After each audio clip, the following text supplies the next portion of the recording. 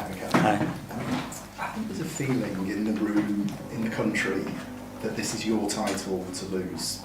I just want to ask you just a very open question. How does that make you feel? Does it encourage you? Is it a burden? I mean, I don't think nobody has probably more motivation, more hunger, more desire for us to go all the way and win it. But we know that the only way to do it is focusing and being very present in the moment and doing everything that we have to do today to be better than tomorrow. And that's it. That's the only thing that we can control. And the rest is just the things that they don't add any value to us, and they can take the focus to the wrong place. Is there anything that you can share with us about how you do narrow that focus with the players? I'm talking every single day about what we have to do, what we are doing, what we can improve. So we are there, and we know how tough it's going to be Sunday, and if we start to prepare on Sunday, it's too late. So we already start to prepare after Inter to review what we did so well, other areas that they weren't good enough, and keep pushing individually and collectively, each of us to be in the best possible way on Sunday to win again. I think the other notion is that people are writing off Man City as well.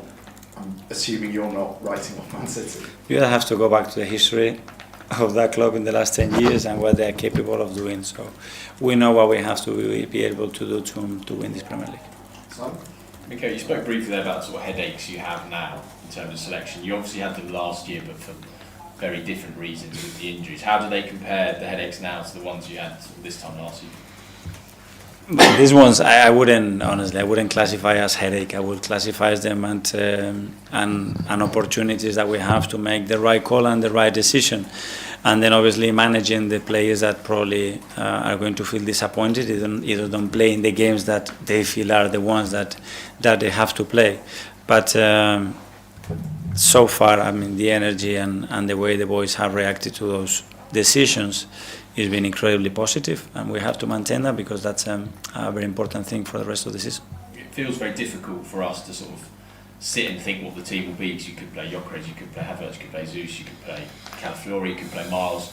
Do you feel like that's a big weapon for you, kind of that unpredictability, that opposition teams will be sat there thinking, I don't know what team Mikel's going to pick? Yes, I think that's always very positive, but for the players as well, because that means that they have to raise their standards in training to earn the right to play the next day. And the next day you don't know how many minutes, because the moment we want to change the game, we're going to have options to do that. And that's something that obviously in the last few years we haven't had for different reasons. And it's something that once we have it, we have to make sure that we use it in the right way to be a better team. Do you like to keep the players guessing as well as everyone else then?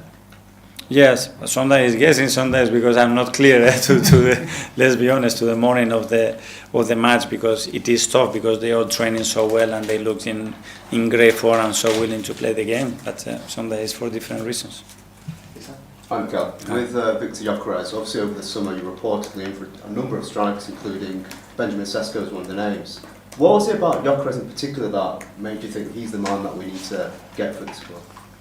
Well, at the end we have to make a decision, and we believe that Victor was the best one in the scenario that we were, in the qualities that we didn't have in that number 9 as well, because we have the situation with Gavi and Kai out for many months, and we are very happy to have him. What were those qualities that you needed?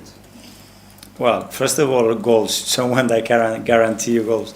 We know that word doesn't exist. But then someone very direct, very powerful, a proper 9 that has the goal between the eyes, and somebody that can stretch the pitch for us a bit more, especially when we have to play against certain opposition. So he scores 54 goals last season, and there was a lot of hype around him. A lot of clubs were interested in him, and it was a big coup for Arsenal to actually get him in the end.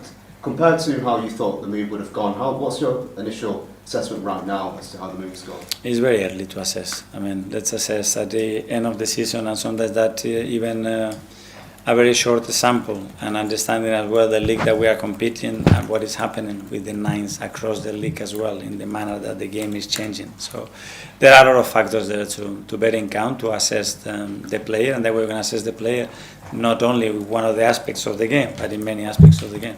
Okay, last couple, John. Hi, Mikel. Hi. What do you remember about coming up against Michael Carrick on the pitch back in the day, a very strong United team? Yeah, one of my favorite 6. Very intelligent, means like he could never break sweat. You know, he was so much in control of the games. very good in making early decisions, playing around you, progressive passes, always available, always fit. So yeah, a terrific player. And you've been up against him once as a manager. What do you remember about that one? Yeah, Like not great memories. So we have to change them.